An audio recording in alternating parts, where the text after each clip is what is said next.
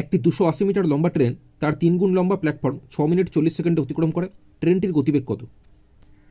তো এই গতিবেগ বের করার ফর্মুলা হচ্ছে দূরত্ব বাই সময়।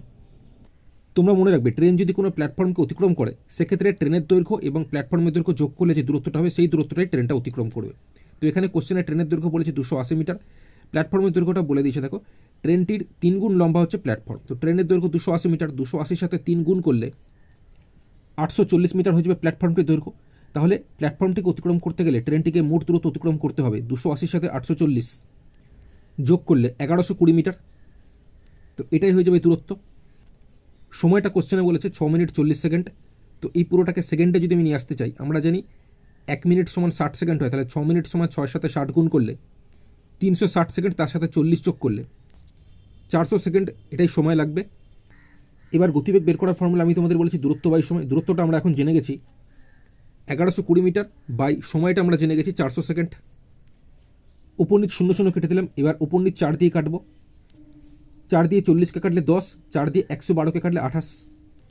এবার উপরের 28কে লিখলাম, নিচে একের পর যতগুলো শূন্য হয় ততগুলো ডিজিট এটাকে দশমিক, যেহেতু একের পর একটা শূন্য আছে তাই একটা ডিজিট মানে 8-এর আগে দশমিক হবে, মানে 2.8 মিটার বাই সেকেন্ড মানে মিটার পার সেকেন্ড আমরা লিখতে পারি, মানে 2.8 metre per second. Option C সঠিক উত্তর হবে। যদি x প্লাস 1 বাই এক্স সমান 1 হয় তবে x square plus 3x plus 1 by x square plus 7x plus 1 এর মান কত? তো এখানে এই এক্স যেরকম নিচে আছে থাকবে, মানে লসাগু এটাই হবে। তো এরকম গুণ হয় ওপরে যোগ হবে, তো এক্সের সাথে এক্স গুণ করলে এক্স স্কোয়ার হলো, প্লাস উপরে যেরকম 1 আছে থাকবে, মানে এক্স স্কোয়ার প্লাস 1 হলো। ঠিক আছে, সমান 1 যেরকম আছে লিখলাম। এরপরের লাইনে এক্স স্কোয়ার প্লাস 1 সমান এক্সের সাথে 1 কোনাকুনি গুণ করলে এক্স এককে এক্স। এবার কোশ্চেনে এই x square plus 3x plus 1 ছিল, আমি এক্স স্কোয়ার প্লাস 1কে আগে লিখেছি, পরে লিখেছি প্লাস 3x। নিচেও তাই x square plus 7x plus 1 ছিল, এক্স স্কোয়ার প্লাস 1কে আমি আগে লিখেছি, পরে লিখেছি প্লাস 7x। এটার একটাই কারণ, যেহেতু এক্স স্কোয়ার প্লাস 1 এর মান আমরা এক্স জানি, তাই এক্স স্কোয়ার প্লাস 1 এর জায়গায় আমি এক্স বসাতে পারবো। তো সেই মতো এক্স স্কোয়ার প্লাস 1 এর জায়গায় এক্স আমি বসিয়ে দিয়েছি, প্লাস 3x যেরকম আছে লিখলাম। নিচেও তাই এক্স স্কোয়ার প্লাস 1 এর জায়গায় এক্স বসিয়ে দিয়েছি, প্লাস 7x যেরকম আছে লিখলাম। এখানে একটা এক্সের সাথে 3টে এক্স যোগ করলে 4টে এক্স মানে 4x হচ্ছে। নিচে একটা এক্সের সাথে 7টা এক্স যোগ করলে 8x হচ্ছে। উপর নিচ এক্স এক্স কেটে দিয়েছি। এরপর ওপর নিচ 4 দিয়ে কেটেছি, 4 1 4, 4 2 8, মানে উপরে থাকছে 1 বাই নিচে থাকছে 2, 1/2। অপশন ডি সঠিক উত্তর হবে। এবিসিডি একটি বৃত্তস্থ চতুর্ভুজ।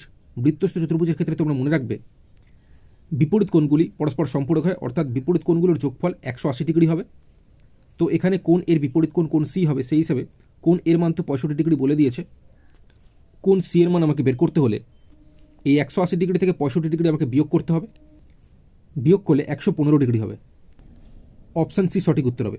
তাহলে কোণ এ 65 ডিগ্রি, কোণ সি 115 ডিগ্রি। 65 ডিগ্রি 115 ডিগ্রি যোগ করলে 180 ডিগ্রি, সবসময় সম্পূরক বা 180 ডিগ্রি হয়।